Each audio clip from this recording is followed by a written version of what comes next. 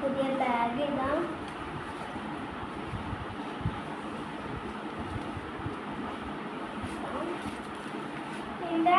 ഇതില് ഷീറ്റും ഉണ്ട്. ഇത് ബോക്സും ഇതൊന്നും തുറക്കാൻ പറ്റില്ല, കട്ടിയാണ്.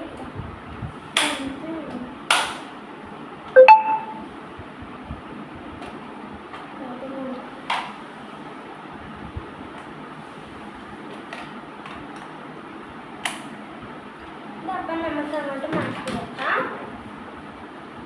ഇതാണ് നമ്മൾ എൻ്റെ സ്നാക്സ് ബോക്സ് കൊണ്ടുപോകേണ്ട തെങ്ങ് തുറക്കുന്നതാണ്. നമുക്ക് ബോട്ടിൽ നമ്മുടെ ബോട്ടിലോട്ടേക്ക് പോവാം.